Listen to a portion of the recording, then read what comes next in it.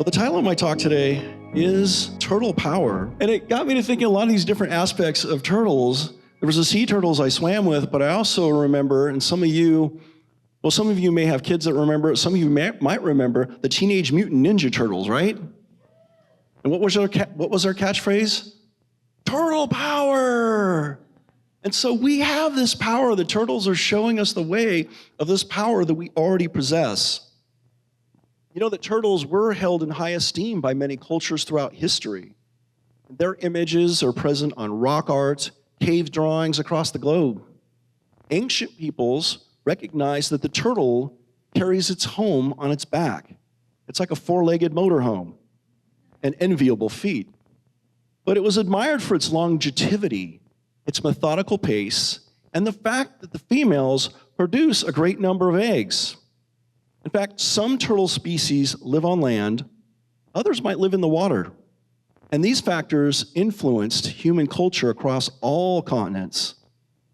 And the turtle became one of the oldest symbols of fertility, motherhood, perseverance, health, long life, and wisdom.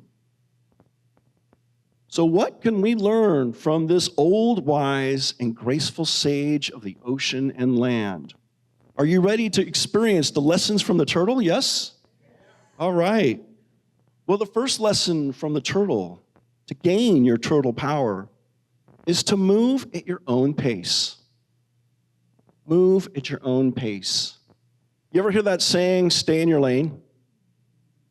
It's kind of an analogy to driving, especially, on these freeways in California. And what do we see on the freeways when we're driving?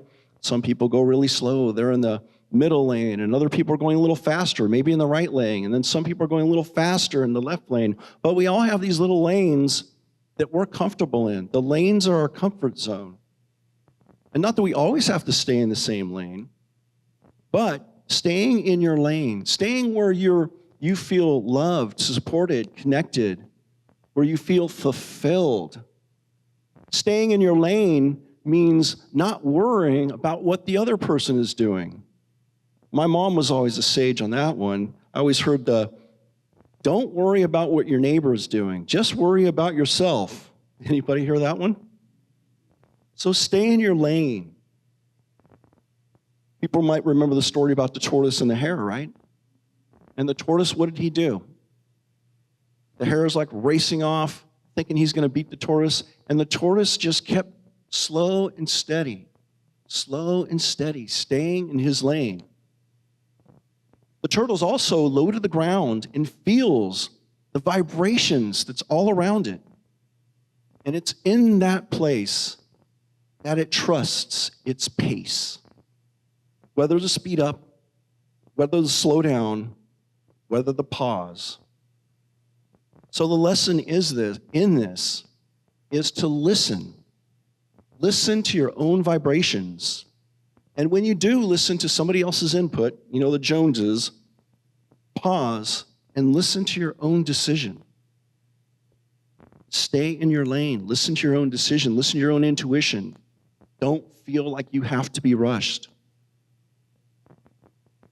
The second lesson from the turtle is to slow down and be in the present. Jack Johnson has a line. He's a Hawaiian artist, singer, songwriter, one of my favorites. And he has a song that says, "Slow down, everyone, you're moving too fast." And that song always just rings in my head when I start rushing around and getting crazy.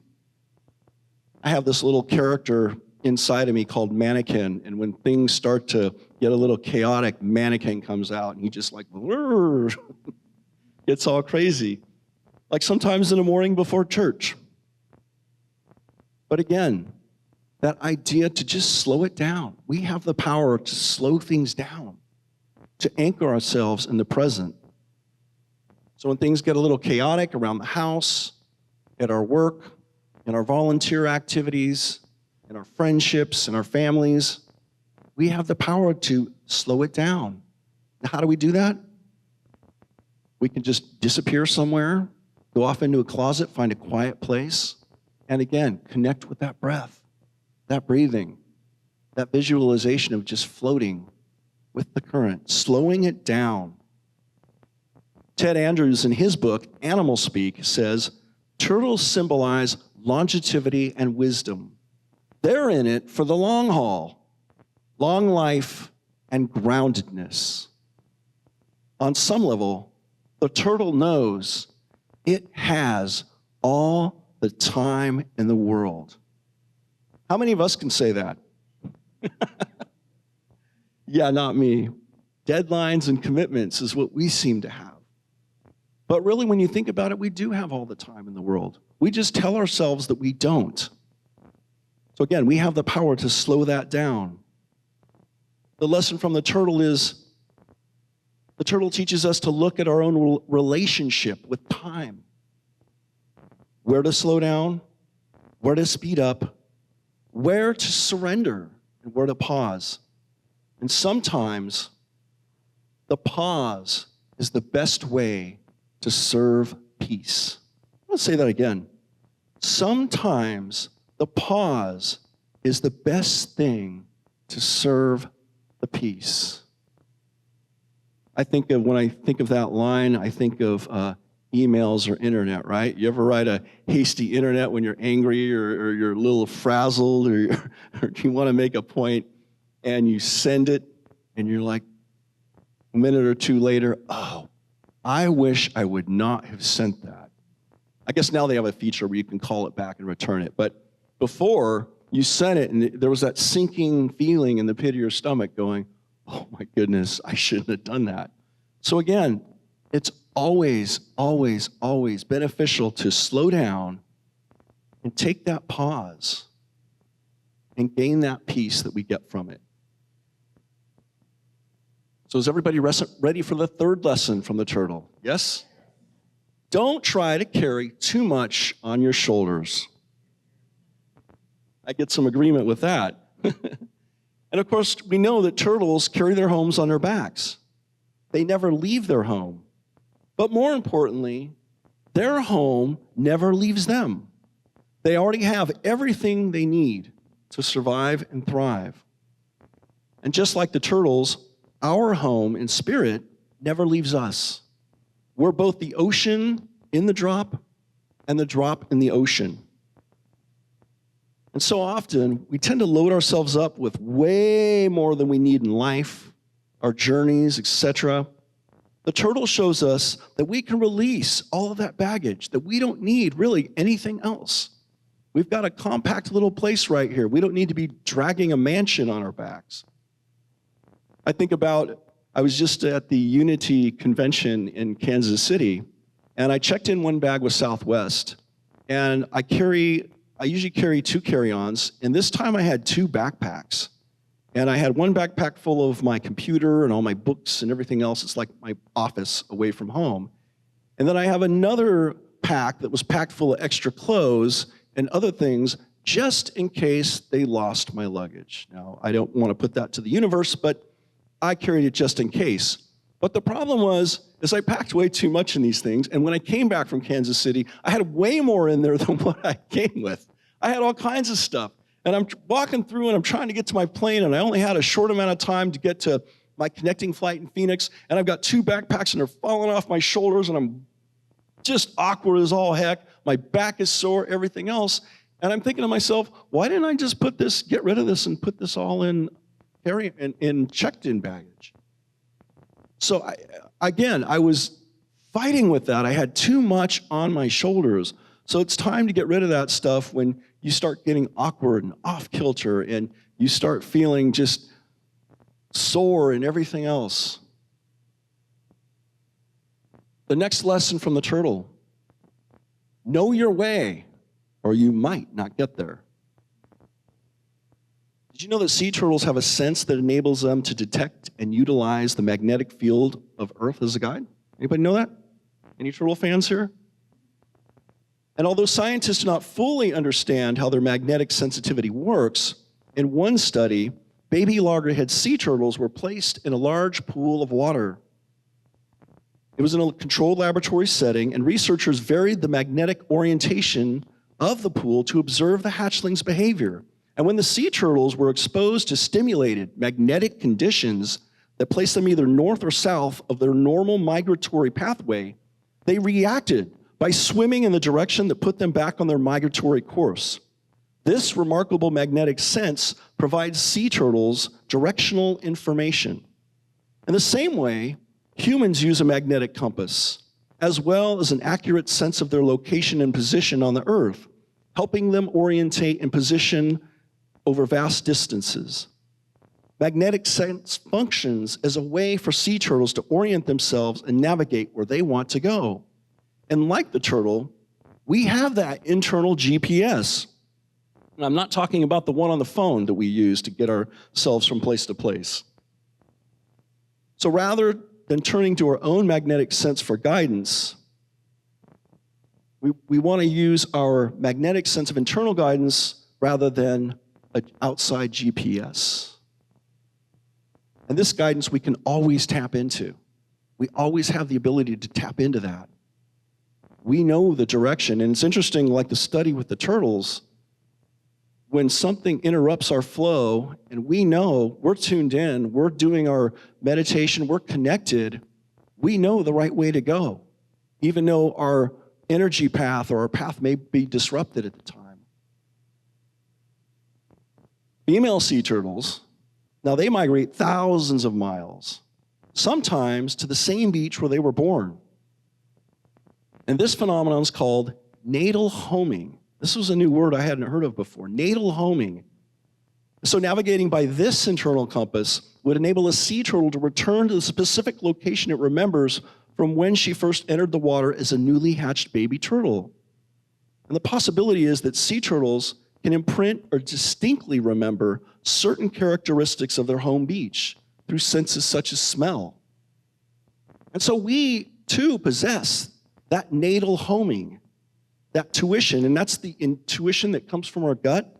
We're all familiar with a gut feeling, right? What happens when we don't listen to that intuition? We usually get away, right? We miss our mark, as they say.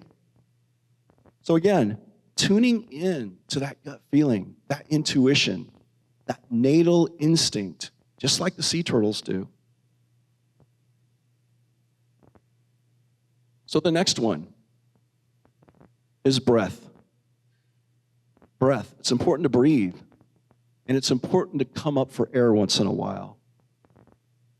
So sea turtles cannot breathe underwater, but they can hold their breath for long periods of time. Between 4 and 7 hours when resting. And while holding their breath, their heart rate slows significantly to conserve oxygen.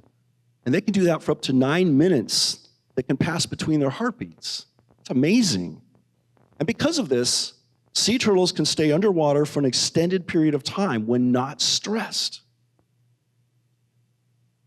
So again, that breathing, that idea of breathing and being able to harness that breath and the oxygen can enable them to stay underwater for quite a period of time and keep from getting stressed.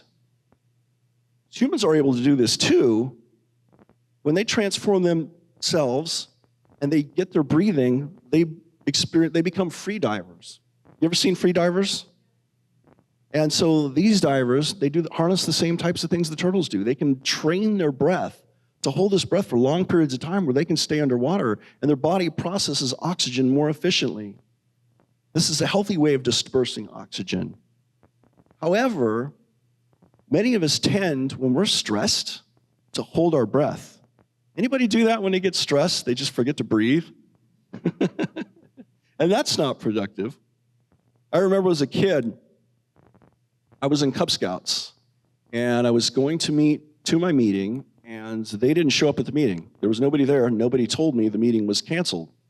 So I went to walk back home. My home was within walking distance, and 2 older boys came and decided to bully me. And they took my hat, and they began to run it over and everything. So at the end of that whole ordeal, I made it home, and I was so upset. And my mom said, "What's the matter? What's the matter?" And I'm done. My mom's like, slow down. So she got a paper bag, and she gave the paper bag to me and told me to blow in it. Some of you might remember this technique from your childhood. Blow in it. And what did that do? It got rid of that hyperventilation and it slowed me down, slowed my breathing down. And once it got slowed down enough, I could articulate what I was feeling at the time. So that's really important to know, that aspect of breathing and staying connected to the breath, just like we do in meditation. We don't just leave that behind. We can control a lot of our experience simply by mindful breathing. There's also a type of breathing called box breathing. Anybody hear of that? And that's where you deliberately hold your breath. You might breathe in 4 seconds, hold it for 4 seconds, breathe out for 4 seconds, and hold it for 4 seconds. And that helps build up your lung capacity. You can increase it to 6 seconds, 7 seconds, 8 seconds. Pretty soon, you're going to be a free diver. We diving for pearls like they used to do in SeaWorld years ago. So these are tools that we can use in everyday, our everyday life that are given to us by these beautiful creatures. The next lesson from the sea turtle, go with the flow. Everybody's heard that one, right? Go with the flow, man. Balance. Balance is the key. When I was swimming with the turtles, when I was snorkeling with them and swimming alongside them, I was amazed when I looked underwater and how we were against some rocks and the waves were kind of pushing against the rocks and they were going back and forth. And at first, the first day I was out there, my snorkeling technique wasn't that good. Anybody been snorkeling? You know how it is when the tide gets a little rough, right? And you're kind of trying to flailing around and, we look like we were really at home in the water. But the sea turtle, you look at the turtles and they just move with the flow. They just kind of make little adjustments here and there. So I learned by watching them, okay, I can just move with the current. And so I started thinking about some of the obstacles I'm encountering in my life, some of the setbacks or challenges, and I don't have to power my way through them. I can just go with the flow like the turtle, just moving back and forth, making small, minute adjustments. I don't have to flail around. Sometimes we panic in life, right? We get those panic attacks and our breathing gets really, like we talked about just a minute ago, and our heart rate goes up, and that's not healthy for any of us. So the sea turtle teaches us that, hey, just go with the flow. Whatever you're experiencing, you don't have to power through it. You can just simply float up and over it, or float around it, or float under it, dive under it.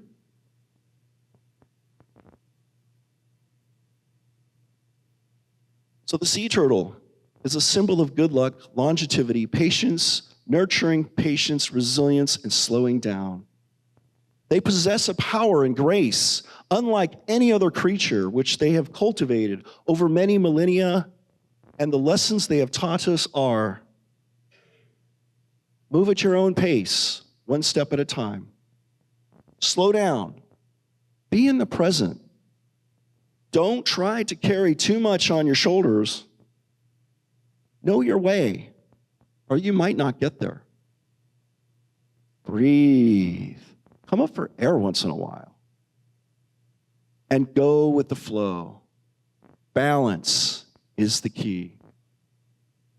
When lived and applied, these lessons from the sea turtle will transform our lives and each and every experience we have. Namaste.